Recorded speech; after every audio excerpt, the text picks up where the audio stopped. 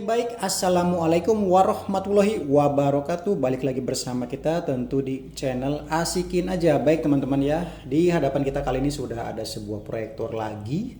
Tentunya ini adalah proyektor, bukan sembarang proyektor, bisa dibilang proyektor Sultan ya. Saya langsung sebutkan harganya aja, karena biasanya reviewer itu menyebutkan harga di akhir. Kali ini kita di depan aja biar pada nggak kaget ya. Hampir 40 juta. Ya well, ini proyektor segitu harganya. Ini adalah BenQ X3000i atau i dibacanya mungkin ya. Dan ini dispesialisasikan buat teman-teman pecinta gamer-gamer berat, hardcore gamer ya. Karena untuk input lag-nya bisa sampai 4 millisecond. Oke. Itu sangat-sangat rendah, dan mungkin menurut saya pribadi sih saya belum menemukan proyektor gaming dengan input lag serendah ini ya. Mungkin teman-teman ada yang tahu infonya lagi yang lebih rendah atau setara, bisa tuliskan komentar ya. Dari ukuran dan bobotnya teman-teman bisa lihat tangan saya sekecil ini. Ini bukan lagi proyektor konvensional ya pada umumnya, walaupun banyak konvensional yang mereknya BenQ atau Epson yang rata-rata seperti itu ya. Ini jauh-jauh lebih besar dan lebih berat. Untuk beratnya sendiri saya rasa sih di atas 5 kilo atau 6 kilo lebih, nggak tahu ya. Yang jelas berat sekali. Lensanya lumayan besar atau kacanya ya. Dan yang jelas juga sumber cahayanya bukan hanya satu LED, bukan dua lagi, tapi sampai 4 LED ya. Dan ini mungkin agak kusam. Sebenarnya bukan kusam, ini ada lapisan plastiknya, ini nggak saya cabut, sayang ya. Kenapa bisa semahal ini ya? Tadi ya mungkin kalau input lag-nya ini mungkin terendah. Di sisi lain dia juga sudah native 4K ya untuk pixelnya, dan juga untuk sumber cahayanya bisa sampai 3000 ansilumen ya, cukup besar. Sebenarnya ada brand lain juga yang ansilumennya sama atau bahkan bisa sampai 4000 ansilumen, tapi harganya nggak nyampe 10 juta. Ya memang ya, tapi ya balik lagi ini karena sudah native-nya sudah 4K. Dan juga untuk color gamutnya itu dia sampai 100% DCI P3 ya. Jadi kualitas nonton movie-nya ini benar-benar memukau, udah nggak bisa dibantah lagi. Untuk detail warnanya juga ya, pihak BenQ mengklaim kalau dia memiliki fitur Cinematic Color XDR Pro itu melebihi XDR 10 biasa. Nah, jadi sudah benar-benar mumpuni untuk kualitas XDR-nya. Selain input lag-nya yang bisa sampai 4 millisecond, untuk refresh rate-nya juga nggak main-main, sampai 240 frame per second. Oke, kalau kita ngomongin spesifikasi ini sudah sultannya lah, lumayan ya. Kita cek fisiknya. Secara keseluruhan ini bahannya plastik ya, depan juga sama plastik. Tapi memang bobotnya berat banget. Di bagian belakang ini ada tulisan gaming projector ya. Jadi teman-teman yang sudah punya PS5, Xbox Series S atau X, itu kalau nggak memiliki proyektor yang mumpuni itu kayaknya kurang banget ya, apalagi pecinta game berat. Pada bagian samping kanan kita bisa lihat di sini ada knob untuk ngatur fokusnya dan juga untuk zoomingnya. Ini putarannya halus ya, tidak bunyi kertak-kertak ya. Dan di sini ada beberapa tombol navigasi yang sangat lengkap. Kalau teman-teman hilang remote-nya, masih bisa diatur lewat tombol navigasi. Ini ada ventilasi yang cukup besar ya. Sementara di sisi satunya ini polos saja, hanya ada lubang-lubang ventilasi lagi. Di bagian belakang kita bisa cek kalau di sini ada port untuk powernya sendiri, dan ini ada dua buah port HDMI, ada 12 volt trigger ya, dan ini ada semacam sensornya. Ada USB satu doang ya. Kenapa satu bang? Karena biasanya ada dua ya. Proyektor yang lebih murah juga ada dua. Ada dua sebenarnya, satunya di bagian atas. Itu sudah terintegrasi dengan BenQ Android Box-nya. Oke, ini nggak perlu saya buka, teman-teman bisa cek di channel lain aja. Ada port untuk optik juga. Di sini ada port RS232 dan di sini ada audio out-nya. Terdapat dua buah speaker ya. Terlihat di sini berbayang dan masih ada lubang-lubang ventilasinya juga. Di sini sudah di engineering by Trevolo ya. Entah Trevolo ini brand besar atau enggak untuk dunia audio, tapi yang benar-benar menggeluti dunia audio harusnya tahu ya. Oke, kita akan cek aja nanti kualitas audionya. Dan di bagian bawah ada ininya untuk meninggikan dan juga menurunkan ya, tergantung. Dan di bagian tengahnya ini ada port untuk kita gantungkan ya di dinding-dinding rumah kita. Untuk remote-nya seperti ini, simple dan juga minimalis, dan kualitasnya ini benar-benar bagus, berat. Untuk tombol-tombolnya juga dipencet ini tidak ringkih. Karena biasanya bunyi keletak-keletak, ini enggak. Oke, nyaman sekali, dan di sini masih ada shortcut untuk keystone-nya biar memudahkan, jadi tidak perlu ke menu-menu lagi. Baik, ini langsung kita sandingkan aja dengan Xbox ya. Ini sebenarnya keadaan lampu di ruangan itu mati ya. Cuman yang terlihat di sini itu sekelilingnya kayak masih terang banget. Seperti masih ada lampu yang lumayan redup, agak-agak keterangan gitu ya. Tapi sebenarnya ini mati karena saking terang proyektornya. Dan kalau saya coba tutup lensanya, oke, baru gelap gulita. Tidak ada cahaya lampu sama sekali. Intinya ini terang banget ya. Kalau dinyalakan lampu kamar atau lampu ruangan kita ini jadinya menyilaukan, jadinya tidak enak dipandang ya.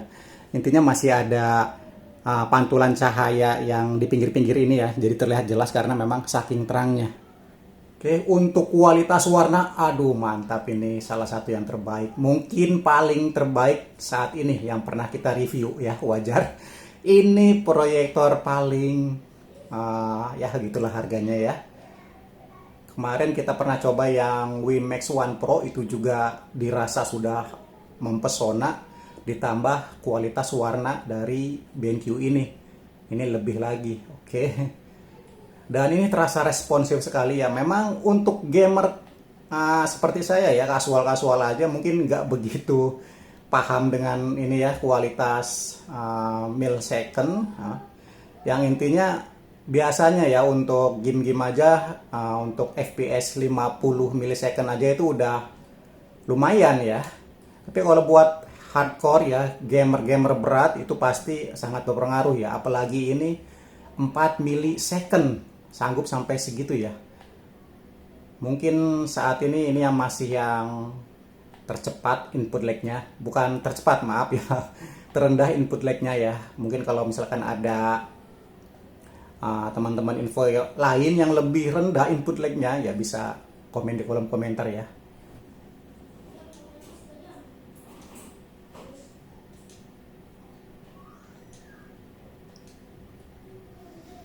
Oke, ini coba kita gimbola dan sama aja kualitasnya mempesona, mantap, nggak mengecewakan. Terlebih lagi di layar yang lebar. Oke, ini saya layar biasa aja ya untuk tes proyektor ini ya. Gimana kalau misalkan layar ALR ya, atau layar-layar yang mahal juga harganya. Ini cuma layar ratusan ribu aja udah sangat bagus sekali ya. Dan kalaupun teman-teman melihat ada bayangan ya, itu murni di kamera kita. Kalau aslinya itu tidak ada sama sekali ya. Kalau sekedar game-game fun yang kayak gini mah udah nggak bakal mengalami kesulitan ya. Jelas karena ini proyektor gamer ya khususnya. Game-game berat aja ya yang FPS-nya butuh kecepatan tinggi, itu bisa dilibas dengan proyektor ini, apalagi cuma game-game seperti ini aja. Nah, di sini ada mode permainannya. Oke, FPS. Nah, ini yang paling berpengaruh ya kalau buat gamer-gamer sejati, gamer hardcore. FPS-nya bisa ditinggikan, mati atau rendah ya. Ini ada RPG. Oke, ini game-game buat perang kayaknya ya, RPG itu ya. SPG. Oke, yang paham game ya boleh komentar-komentar di sini. Oke, jadi intinya kalau untuk kualitas game, oke, ini saya nggak ada komplain ya. Proyektor biasa aja saya sudah lumayan ya, yang input lag-nya 50 itu sudah enak banget, apalagi ini ya. Oke, kita akan coba kualitas video ya. Oke, terlihat ya untuk kualitas ini video yang dijeda. Lihat ketajamannya, wow, 4K. Hampir tidak ada pixel yang terlihat ya kalau dibanding dengan Full HD. Kalau kita dekatkan itu masih ada sedikit pixel yang terlihat, ini hampir nggak ada. Tentu ini sanggup berjalan sampai dengan 4K ya, 60 fps. HDR-nya tuh aktif ya, sudah pasti. Ini agak berat di saya kalau menjalankan dengan kualitas 4K ya.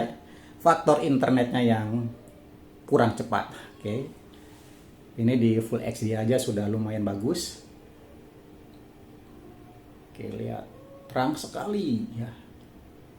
Mungkin agak diredupin, agak biar lebih enak ya. Ini enaknya waktu main game ataupun play video, movie gitu ya, bisa langsung kita ubah di sini. Mode gambarnya di sini ya. Ada HDR-nya aktif langsung. Nah, ini padahal kita menggunakan Smart Echo ya. Masih terang banget ya. Normal ini wow. Terlalu silau mungkin Echo ya.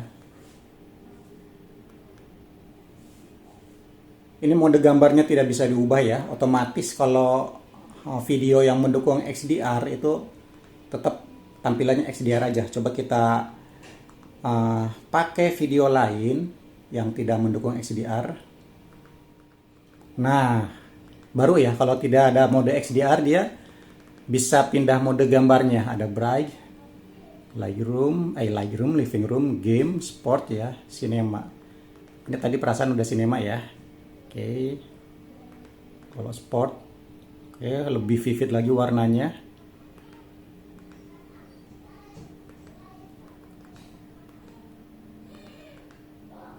Oke, yang bright benar-benar menyilaukan kalau aslinya ya. Mungkin di kamera nggak begitu terlihat. Kalau lihat langsung itu kurang nyaman, terlalu terang.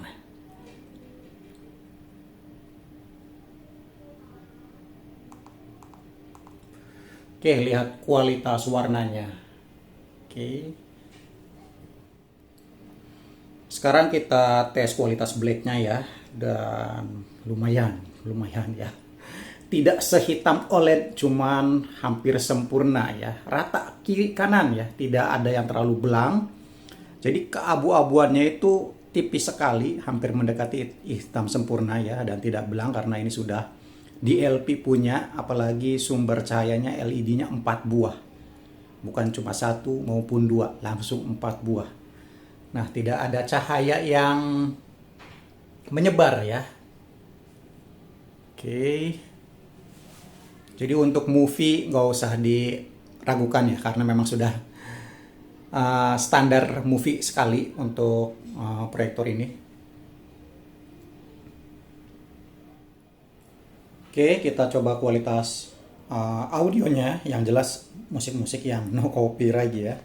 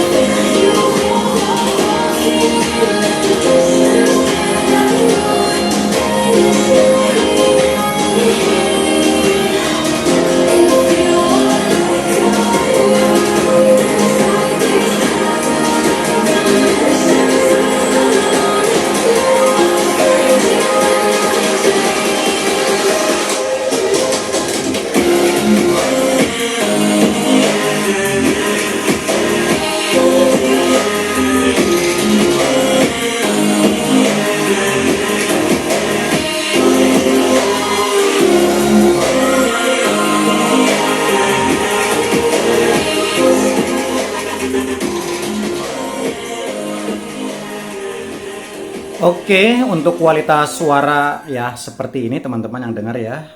Memang ini nggak begitu loudness, tidak begitu keras ya karena memang hanya 10 watt dan saya rasa juga kurang keras dikit aja ya. Memang lumayan, cuman ya kayak kurang aja kalau dibanding dengan ukurannya ya. Dan kalau dibandingkan dengan proyektor Xiaomi ataupun Ximi yang sudah dituning bagus banget untuk audionya, ini agak kalah ya kalau untuk kualitas audio. Yang pasti ya selling point dari proyektor ini adalah kualitas gambar ya, terlebih gamingnya. Memang tidak jelek kalau untuk audionya, cuman ya terkesan agak biasa aja gitu. Bassnya juga nggak nampol-nampol amat kalau dibanding dengan ukurannya yang lumayan gede ya. ada, cuman ya standar aja, cuman tidak jelek ya. Yang pasti sih sudah cukup aja. Kalau ingin audio yang lebih bagus ya tentu harus pakai audio tambahan. Menurut saya sih harus pakai audio tambahan ya, karena sudah kualitas gambar bagus. Kalau tidak diimbangi dengan audio yang mumpuni ya kayak rasanya kayak kurang aja gitu ya. Oke, jadi kurang lebihnya seperti itu aja teman-teman ya. Jangan lupa tinggalkan komentar kalian. Sampai jumpa di video berikutnya. Terima kasih.